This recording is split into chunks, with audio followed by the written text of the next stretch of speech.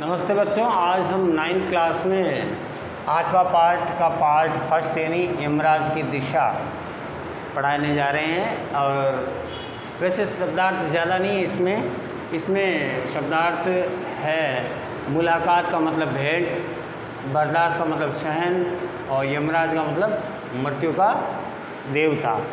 तो बच्चों मैं आपको बता दूं, इस पाठ के लेखक है चंद्रकांत देवताले। कौन है? चंद्रकांत देवताले। बात हम देवताले जी के बारे में कर लें, कवि के परिचय के बारे में कर लें, तो हम बात करते हैं। देवताले हिंदी जगत में एक जाना पहचाना नाम है। चंद्रकांत देवताले हिंदी जगत में एक बहुत नामचीन नाम है। आपका जन्म 1936 ईस्वी में मध्य प्रदेश के बैतूल ज़िले के जोलखेड़ा गांव में हुआ था। उन्होंने उच्च शिक्षा इंदौर में पाई थी। उसके बाद में उन्होंने पीएचडी हरि सिंह गौड़ विश्वविद्यालय सागर से की थी। आजीविका के लिए उन्होंने अध्यापन के क्षेत्र में कदम रखा। देवताले बचपन से ही लेखन कार्य में रुचि रखते थे। वे साठोत्तरी कविता के समर्थक रूप में पहचाने जाते हैं। इन्होंने माखनलाल चतुर्वेदी पुरस्कार से भी इनको सम्मानित किया गया है। सन 1986 से 87 का मध्य प्रदेश का शासन का शिखर सम्मान भी उनको प्राप्त हुआ। यानी मध्य प्रदेश में शासन शिखर सम्मान दिया जाता है। एक प्रतिष्ठित लेखकों के रूप में, कलाकारों के रूप में, साहित्यकारों के रूप में दिया जाता है, वो इनको दिया है। प्रमुख रचनाओं की हम बात करें देवताले जी की तो है, ध्यान से सुनना बच्चों, हड्डियों में छिपा ज्वर, दीवारों पर खून से, लकड़बग्गा हंस रहा है, भूखंड तप रहा है, पत्थर की बेंच, इतनी पत्थर रोशनी और उजाड़ के संग्रहालय, ये प्रमुख इनकी रचनाएं हैं, आपको याद रखनी है। अब इनके काव्य की प्रमुख विशेषता क्या क्या है? जो काव्य इन्होंने लिखे उनकी विशेषता, काव्यगत विशेषता। चंद्रकांत देवताले गांव, कस्बों और निम्न मध्य वर्ग की भावनाओं के कवि है। गांव की हर बातें इन्होंने अपने उसमें ली है। निम्न वर्ग जो नीचे का तबका है, जो अपने आप को सशक्त नहीं बना पा रहा है या सशक्त बनने में कई परेशानियां उनको आ रही है, तो उसके बारे में उन्होंने बहुत अच्छी उनकी भावनाओं की कदर करते हुए अपने लेखनी को चलाया है। इसलिए उनकी कविताओं के आसपास जीवन की अत्यंत सरल और निश्चल अनुभूतियाँ हुई हैं। वे समाज में जोंक की तरह खून चूसते शोषकों पर जमकर बरसते हैं। वे न केवल समाज की बुराइयों और भयानकता के चित्र उकेरते, बल्कि मानवीय प्रेम के बारे में भी बहुत ही प्रभावशाली लिखते हैं। भाषा शैली की हम बच्चों यदि बात करें तो भाषा शैली में इनकी भाषा अत्यंत सरल, सहज और सरस है। इनकी वाक्य रचना गद्यात्मक है। कविता बनाने में उन्होंने वाक्य रचना को वक्र करने की ज़रूरत का अनुभव नहीं किया। यानी सीधी सादी भाषा, सीधे सादे शब्द की एक नीरा, बिल्कुल ग्रामीण अनपढ़ व्यक्ति भी इनकी भाषाओं को आसानी से समझ पाए। देखिए, भाषा की सार्थकता कब है? जब भाषा को आसानी से हर कोई समझ लेता है, वो भाषा प्रभावशाली होती है।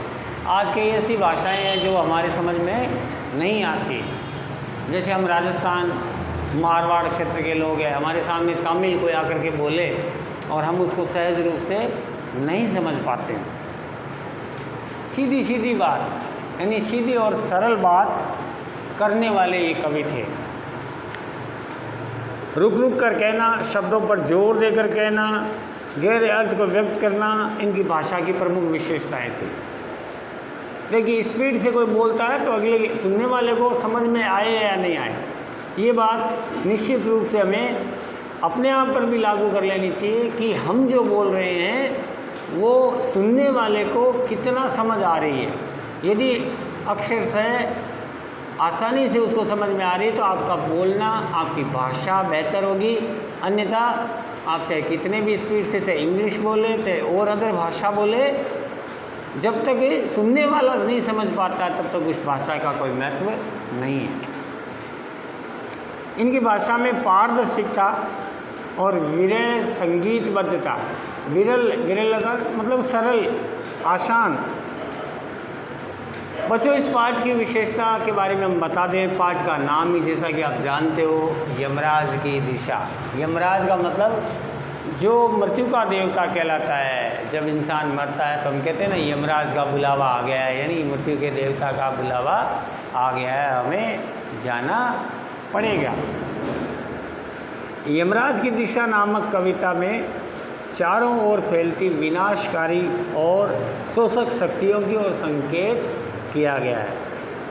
बच्चों, कवि की माँ कवि को कहा करती थी कि वह भगवान से बातचीत करती है। भगवान ने माँ को कहा कि दक्षिण दिशा में पैर करके सोने से यमराज नाराज होते हैं, इसलिए उस तरफ पैर फैलाकर नहीं सोना चाहिए। कवि ने ही ऐसा किया। उसे इस बात से ये लाभ मिला कि उसे दक्षिण दिशा की पहचान हो गई। उसकी इच्छा थी कि दक्षिण दिशा के अंतिम किनारे तक पहुंचकर और वो यमराज का घर देखें, किंतु ये संभव नहीं हो सका। किंतु आज उसे ऐसा महसूस होता है कि सब दिशाएं दक्षिण हो गई। वह जिधर भी पैर फैलाता है उधर जलती आंखों वाले यमराज उसको दिखाई देते हैं। आज चारों तरफ दिशाएं, सभी दिशाओं में ऐसा लगता है कि चारों तरफ मौत ही मौत का तांडव है। शायद अब वो, लेखक कहता अब वो माँ वाला ज़माना नहीं रहा है, अब ज़माना बदल गया है। पहले हम कहते थे ये एरिया पुण्य का है, ये एरिया पाप का है। अब तो चारों तरफ एक जैसा ही माहौल दिखाई देता है। तो पहले पद में देवताली जी लिखते हैं, माँ की ईश्वर से मुलाकात हुई या नहीं कहना मुश्किल है, पर वह बताती थी जैसे ईश्वर से उसकी बातचीत होती रहती है और उसे प्राप्त सलाहों के अनुसार ज़िंदगी जीने और दुख बर्दाश्त करने के रास्ते खोज लेती है। इसमें कवि कहता है कि कवि की माँ कहती है कि उसकी ईश्वर से बातचीत होती रहती है और वह ईश्वर से प्राप्त होने वाली सलाह को मानती है और ईश्वर की सलाह को मान करके जीवन के जीने के ढंग और दुख सहन करने की शक्ति या उसके उपाय ढूंढ लेती है। कवि ने अपने आत्मविश्वास और माँ के विश्वास को बड़ी आसानी और सरलता से बता दिया। शक और श्रद्धा का ये बड़ा ही बेजोड़ और स्वाभाविक मनोरम दृश्य था। कवि की माँ विश्वासपूर्ण ये बताती है कि ईश्वर से मेरी बातें होती रहती है और ईश्वर उसे जीवन जीने के विषय में, सभ्यता के विषय में, संस्कार के विषय में और दुख सहन करने के विषय में सलाह देते रहते हैं। दूसरे पद में, माँ ने एक बार मुझसे कहा था दक्षिण की तरफ पैर करके मत सोना, वह मृत्यु की दिशा है और यमराज को क्रुद्ध करना बुद्धिमानी की बात नहीं। तब मैं छोटा था और मैंने यमराज के घर का रास्ता या पता पूछा तो उसने बताया तुम जहाँ भी हो वहाँ से हमेशा दक्षिण में यमराज मृत्यु का देवता रहता है। तो इसमें कवि की माँ के द्वारा एक बार कवि को कहा गया कि बेटा कभी भी तुम दक्षिण की ओर पैर करके मत सोना, क्योंकि माना जाता है कि दक्षिण मृत्यु की दिशा है। इससे दक्षिण की तरफ पैर करके सोने से कौन नाराज हो जाते हैं? मृत्यु के देवता यमराज। इससे आशय यह है कि दक्षिणपंथी विचारधारा मृत्यु की दिशा है, जिससे अनुयायी यमराज से भी महान क्रूर मानते हैं। इसलिए जो भी व्यक्ति इस विचारधारा की ओर अपने पैर बढ़ाएगा उसकी मृत्यु निश्चित होगी। माँ ने अपने पुत्र को दक्षिण दिशा में पैर करके न सोने की चेतावनी दी थी। उसके अनुसार ऐसा करने से यमराज नाराज़ हो जाते हैं और मनुष्य की मृत्यु हो जाती है।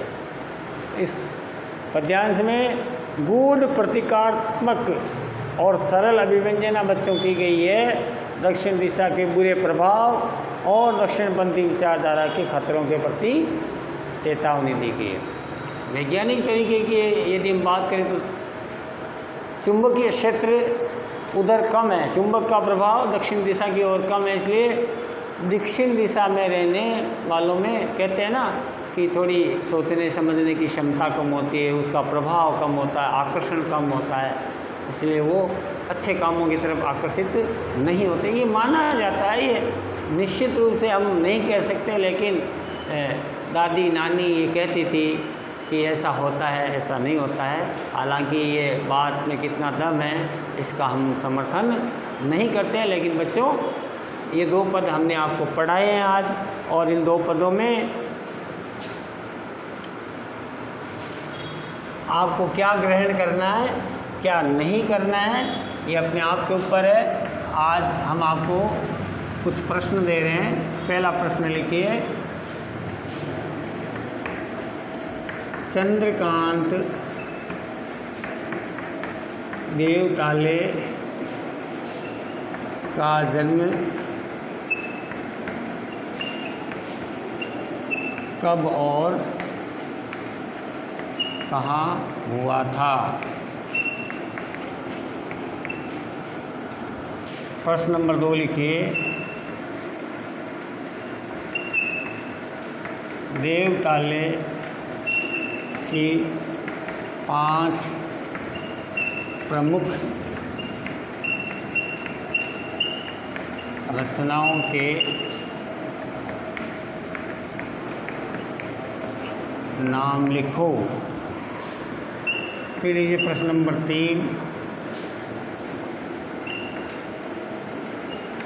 चंद्रकांत जी के काव्य की प्रमुख विशेषता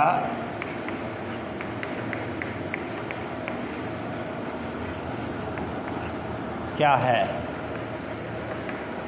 ठीक है बच्चों, ये 3 प्रश्न आपको करने हैं और अगले वीडियो में इस पाठ के सवाल हम करवाएंगे। तब तक के लिए धन्यवाद।